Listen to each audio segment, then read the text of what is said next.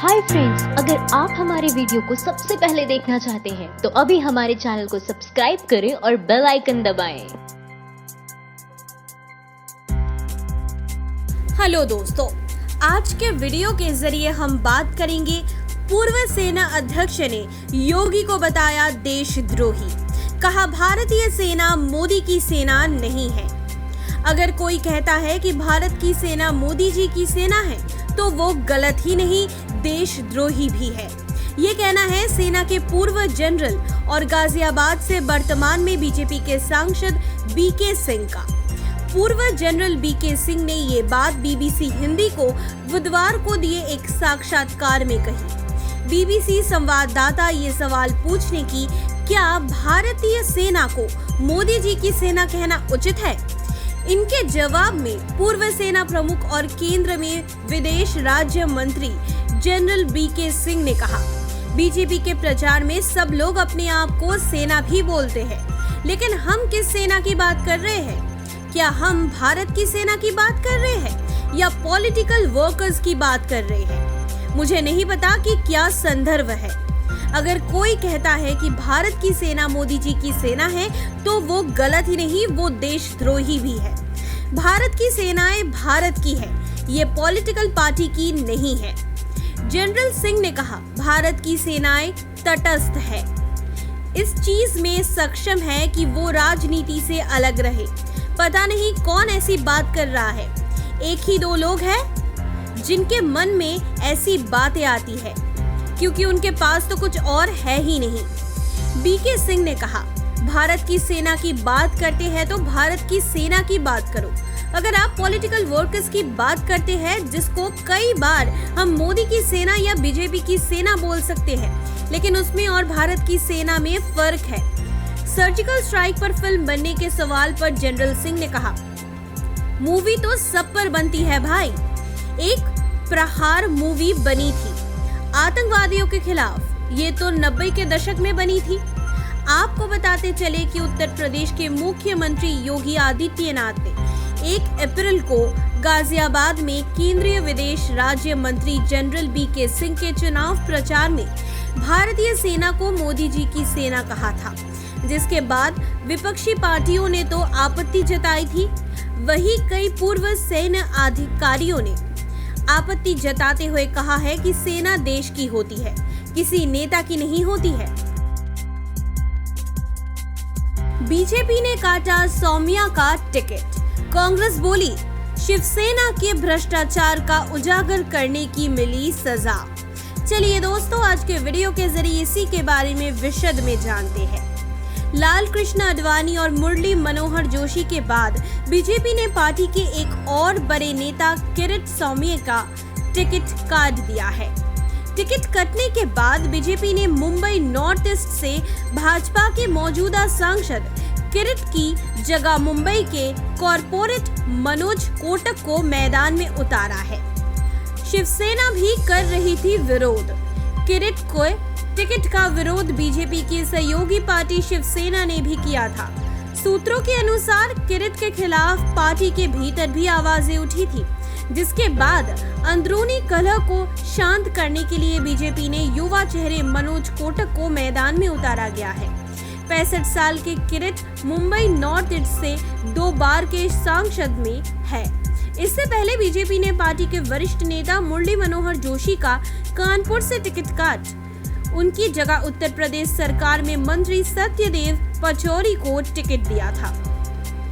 वहीं गांधीनगर से लाल कृष्ण आडवाणी का टिकट कटकर बीजेपी ने अध्यक्ष अमित शाह को मैदान में उतारा है। इस पर कांग्रेस नेता संजय निरुपम ने ट्वीट कर पीएम मोदी पर हमला बोला है। उन्होंने लिखा, किरीट की टिकट कट गई है, उसने मातोश्री का भ्रष्टाचार उजागर किया था, इसकी सजा उसे मिली। भ्रष्टाचार मिटाने का जो संकल्प बीजेपी ने लिया था, उसका क्या हुआ? भ्रष्टाचार के जो आरोप किरीट ने लगाए थे, क्या उसकी सीबीआई जांच होगी या मिस्टर 56 ने घुटने टेक दिए हैं? मोदी राज में जियो हुआ आबाद तो बीएसएनएल बर्बाद। चुनाव के बाद में निकाले जाएंगे बीएसएनएल के 54,451 कर्मचारी। बेरोजगारी को लेकर जहां देश में बहस चल रही है, वहीं दूसरी तरफ सरकारी कंपनी भारत संचार निगम लिमिटेड से एक चौंकाने वाली खबर आ रही है। अंग्रेजी अखबार डेक्कन हेरल्ड के मुताबिक बीएसएनएल ने चुनाव के बाद में अपने 54,451 कर्मचारियों को हटाने की तैयारी कर ली है और चुनाव संपन्न होने के बाद इन कर्मचारियों को घर का रास्ता दिखाया जा सकता है। IIM अहमदाबाद ने दिया है सुझाव। आंकड़ों के मुताबिक साल 2018 तक बीएसएनएल में कर्मचारियों की संख्या 1,74,312 थी। एक अनुमान के मुताबिक बीएसएनएल के कर्मचारियों की ये संख्या कुछ प्राइवेट कंपनियों से 5 गुना अधिक है। कर्मचारियों की अधिक संख्या के कारण बीएसएनएल पर अधिक वित्तीय भार है, जिसका इसका परिणाम ये है कि वर्ष 2019 के होली से कुछ दिन पूर्व तक कंपनी अपने कर्मचारियों को वेतन तक नहीं दे पाई थी। कंपनी को वित्तीय संकट से उभारने के लिए सरकार ने IIM अहमदाबाद से शोध में सुझाव मांगा था, जिसके बाद IIM ने कई सुझाव दिए थे। इन सुझावों में 54,451 कर्मचारियों को हटाने का सुझाव प्रमुख था।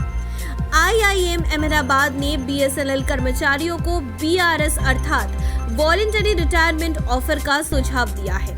ये BRS 50 साल से अधिक उम्र के कर्मचारियों के देने का सुझाव दिया है। IIM के अनुसार इतने कर्मचारियों को BRS देने पर कंपनी को साल में 1,671 करोड़ से 1,921 करोड़ तक की बचत होगी। BSNL के प्रबंध निदेशक अनुपम श्रीवास्तव के अनुसार कंपनी के कर्मचारियों के यात्रा भत्ता बंद कर दिया गया है, साथ ही मेडिकल भत्ता भी कम कर दिया है। इसके अलावा कर्मचारियों की बिजली, प्रशासनिक और अन्य सुविधाओं पर खर्च होने वाले पैसे को भी कम करने का विचार किया जा रहा है। स्वैच्छिक सेवानिवृत्ति प्रस्ताव का डिटेल भी लिया जा रहा है और जल्द ही इस पर निर्णय लिया जाएगा। BSNL कर्मचारियों को निकाले जाने की खबर के बाद यूपी के पूर्व मुख्यमंत्री अखिलेश यादव ने बीजेपी पर हमला बोला है।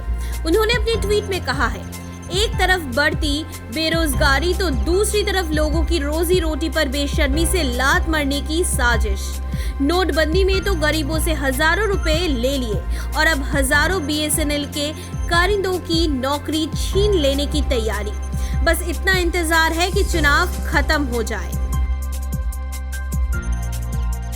सीएम चंद्रबाबू नायडू ने मोदी को बताया आतंकवादी, कहा गुजरात दंगों के लिए है जिम्मेदार। नरेंद्र मोदी एक आतंकवादी है। अल्पसंख्यकों से सिर्फ यही विनती करूंगा कि अगर आपने मोदी को वोट किया तो कई दिक्कतें आ जाएगी।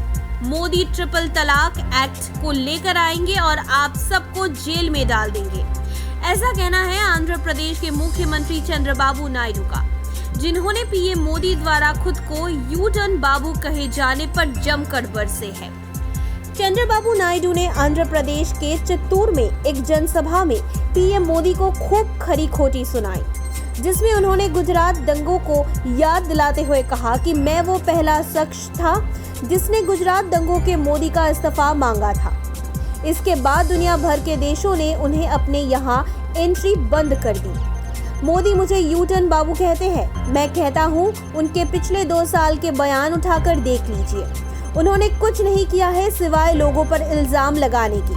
क्या नेता पर जनता भरोसा कर सकती है? गौरतलब हो कि पीएम मोदी इससे पहले चंद्रबाबू नायडू पर जमकर हमला था।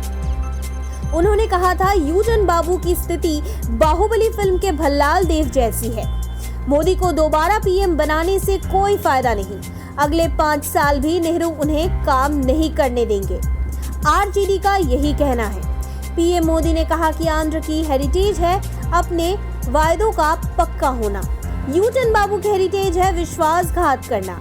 आंध्र की हेरिटेज है ईमान की, यू टर्न बाबू की हेरिटेज है बेईमानी की। आंध्र की हेरिटेज है पारदर्शिता, सुशासन और यू टर्न बाबू की हेरिटेज है भ्रष्टाचार की। बता दें कि चंद्रबाबू नायडू साल 2013 से साल 2017 तक एनडीए के साथ रहे, लेकिन आंध्र प्रदेश के लिए विशेष दर्जे की मांग को लेकर टीडीपी ने एनडीए से अलग होकर यूपीए में शामिल हो गई थी। चौकीदार का झूठ वर्सेस कांग्रेस का सच। एक तरफ 15 लाख का जुमला, दूसरी तरफ न्याय योजना है। कांग्रेस का यही कहना है। चलिए जानते हैं आज के वीडियो के जरिए इसी के बारे में विशद में।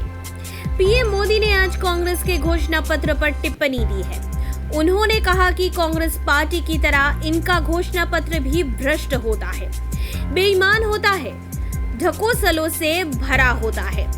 इसलिए इसे घोषणा पत्र नहीं बल्कि ढकोसला पत्र कहना चाहिए। इस बार का चुनाव वादों और इरादों के बीच का चुनाव है। ये संकल्प और साजिश के बीच का चुनाव है। ये भरोसे और भ्रष्टाचार के बीच का चुनाव है। पीएम मोदी के बयान पर पलटवार करते हुए राहुल गांधी ने असम की चुनावी जनसभा में कहा कि एक तरफ चौकीदार का झूठ है, हर बैंक में अकाउंट में 15 लाख रुपए, दूसरी तरफ कांग्रेस पार्टी का सच। हिंदुस्तान के 20% सबसे गरीब लोगों को कांग्रेस पार्टी 5 साल में 3 साल 60,000 रुपए देने की गारंटी। बता दें कि कांग्रेस का पहला वादा है जिसके अनुसार कांग्रेस पार्टी हर साल गरीबों को 72,000 रुपए देगी। किसानों और गरीबों के जेब में पहली बार डायरेक्ट पैसा आएगा। वहीं रोजगार और किसान देश में युवाओं को रोजगार नहीं मिल रहा है। मुझे मैनिफेस्टो कमेटी ने बताया कि 22 लाख सरकारी रोजगार खाली पड़े हैं। उसे कांग्रेस मार्च 2020 तक भर कर देगी। 10 लाख युवाओं को ग्राम पंचायत में रोजगार देने की बात कही गई है। आज के लिए इतना ही। आशा करते हैं ये वीडियो आपको जरूर पसंद आया होगा। इस वीडियो को लाइक और शेयर करना बिल्कुल ना भूलें और हमारे YouTube चैनल यानी माइंड वी न्यूज को अभी सब्सक्राइब करें। हम एक बार फिर से कई सारे ऐसे सनसनीखेज खुलासों के साथ आपके लिए हाजिर हो जाएंगे। तब तक के लिए अलविदा और शुक्रिया।